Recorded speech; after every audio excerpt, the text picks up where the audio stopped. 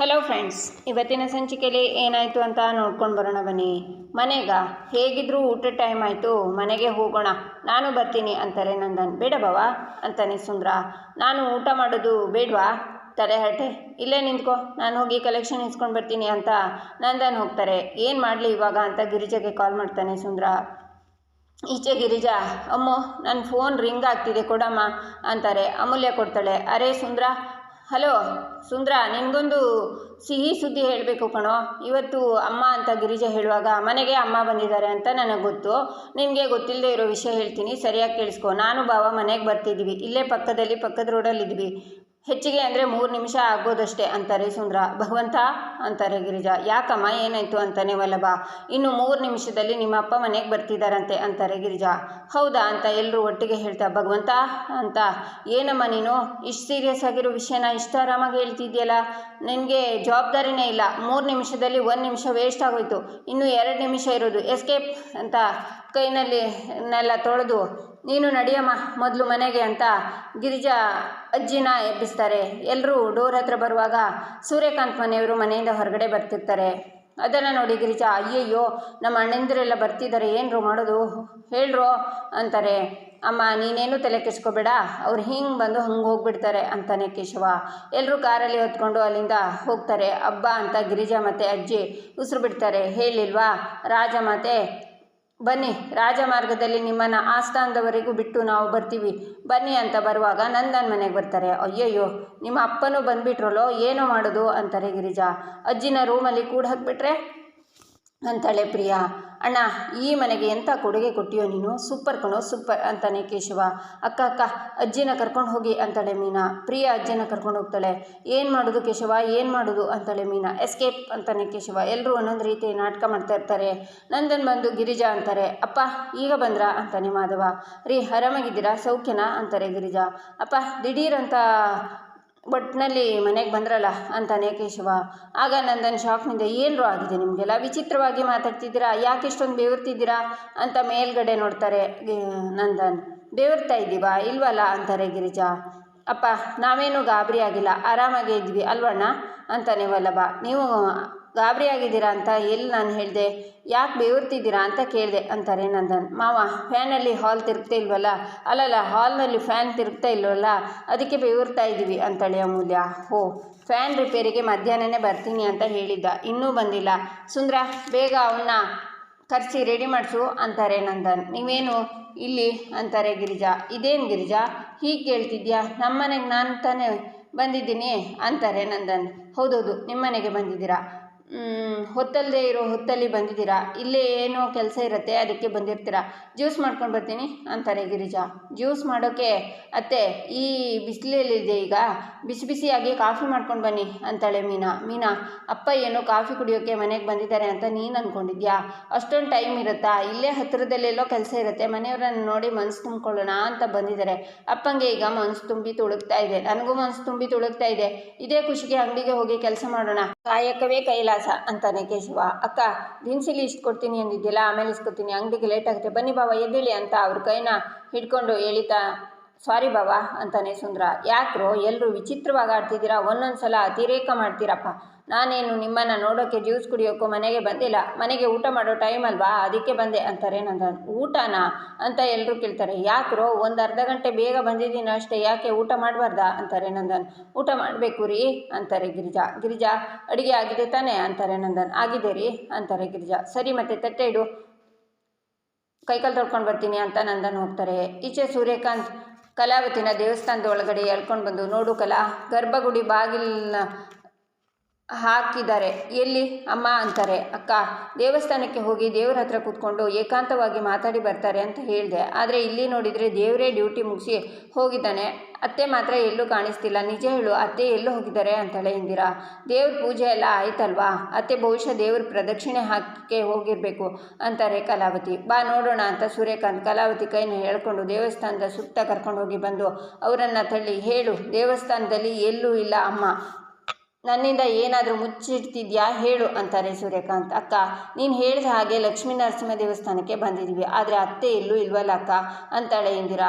ಇಲ್ಲಿಗೆ ಬರ್ತೀನಿ ಅಂತಲೇ ಹೇಳಿದ್ದಿದ್ರು ಅಂತಾರೆ ಕಲಾವತಿ: ಅಕ್ಕ ನಿಜ ಹೇಳಕ್ಕ, ಭಾವ ನಿಮ್ಮ ಹೊಡಿದೇ ಇರೋ ಹಾಗೆ ನಾನು ನೋಡ್ಕೋತೀನಿ. ನನ್ನ ಗಂಡ ಭಾವ ಇಷ್ಟೊಂದು ಟೆನ್ಷನ್ ಮಾಡ್ಕೊಂಡಿರೋದನ್ನು ನನ್ನ ಕೈಲಿ ನೋಡೋಕ್ಕಾಗ್ತಿಲ್ಲ ಅಕ್ಕ, ದಯವಿಟ್ಟು ನಿಜ ಹೇಳಕ್ಕ ಅಂತಾರೆ ಇಂದಿರಾ. ಅಯ್ಯೋ ದೇವ್ರೆ, ನಾನೀಗ ಏನು ಮಾಡಲಿ ಅಂತ ಯೋಚನೆ ಮಾಡ್ತಾರೆ ಕಲಾವತಿ.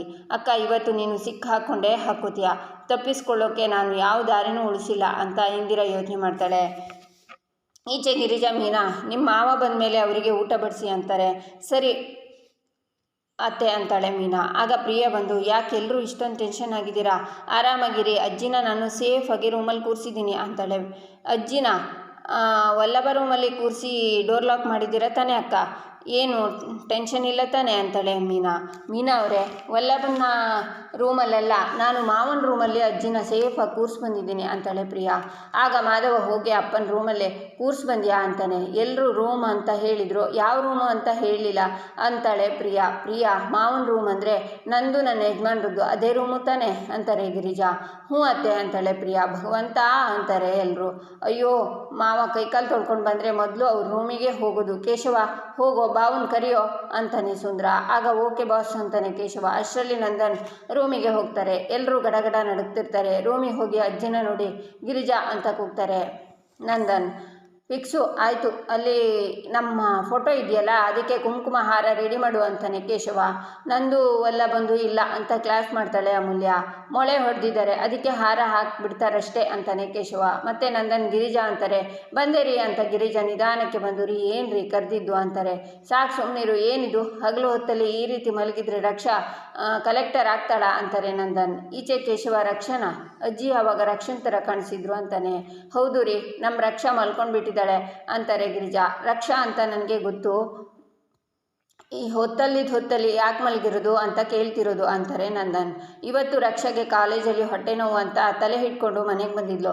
ನಾನು ಅವಳಿಗೆ ಹೊಟ್ಟೆ ನೋವು ಅಂತ ಜೀರಿಗೆ ಕಷಾಯ ಮಾಡಿಕೊಟ್ಟೆ. ಆಗ ಅವಳಿಗೆ ತಲೆನೋವು ಹೋಯ್ತಂತೆ, ಅದಕ್ಕೆ ಸ್ವಲ್ಪ ಹೊತ್ತು ರೆಸ್ಟ್ ಮಾಡ್ತೀನಿ ಅಂದ್ಲು, ಅದಕ್ಕೆ ಮಲಗಿದ್ದಾಳೆ ರೀ ಅಂತ ನಾನು ಸುಮ್ಮನಾಗ್ಬಿಟ್ಟೆ ಅಂತಾರೆ ಗಿರಿಜಾ.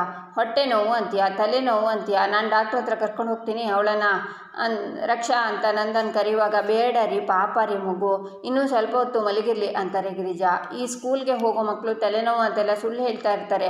ಒಂದು ವೇಳೆ ರಕ್ಷನು ಆ ಥರನೇ ಮಾಡಿದರೆ ತಪ್ಪು ಗಿರಿಜಾ. ಇನ್ಮೇಲೆ ಏನೇ ಇದ್ದರೂ ಕ್ಲಾಸ್ ಮುಗಿಸ್ಕೊಂಡೇ ಮನೆಗೆ ಬರಬೇಕು ಅಂತ ನಂದನ್ ಹೇಳ್ತಾರೆ. ಹೌದೌದು, ಇನ್ಮೇಲೆ ರಕ್ಷಾ ಕಾಲೇಜ್ ಮುಗಿಸ್ಕೊಂಡೇ ಮನೆಗೆ ಬರೋದು. ನೀವು ಹೇಳಿದ ಮೇಲೆ ಮುಗೀತು ರೀ, ನಾನಾಗಲಿ ನನ್ನ ಮಕ್ಕಳಾಗಲಿ ನೀವು ಹಾಕಿರೋ ಗೆರೆನ ದಾಟೋಕ್ಕೆ ಬಿಡಲ್ಲ. ಸರಿ, ನೀವು ಈಗ ಊಟಕ್ಕೆ ಬನ್ನಿ ಅಂತ ಗಿರಿಜಾ ನಂದನ್ನ ಕರ್ಕೊಂಡು ಹೋಗ್ತಾರೆ. ಗಿರಿಜಾ ಈಚೆ ಸೂರ್ಯಕಾಂತ್: ಏಯ್ ಕಲಾ, ನೀನು ಹೇಳಿದ ಹಾಗೆ ಮಾಡ್ಕೊಂಡು ಬಂದಿದ್ದೀನಿ. ದೇವಸ್ಥಾನ ಅಂದೆ ದೇವಸ್ಥಾನಕ್ಕೆ ಬಂದ್ವಿ, ಪ್ರದಕ್ಷಿಣಾ ಅಂದೆ ಪ್ರದಕ್ಷಿಣ ಮಾಡಿದ್ವಿ, ದೇವಸ್ಥಾನದ ಒಳಗಡೆ ಇದ್ದಾರೆ ಅಂದೆ ಅಲ್ಲೂ ಬಂದ್ವಿ, ಇಲ್ಲಿ ನೋಡಿದರೆ ಅಮ್ಮ ಕಾಣ್ತಾನೆ ಇಲ್ವಲ್ಲೇ ಅಂತಾರೆ. ಬಹುಶಃ ಮನೆಗೆ ಹೋಗಿರಬೇಕು ರೀ ಅಂತಾರೆ ಕಲಾವತಿ.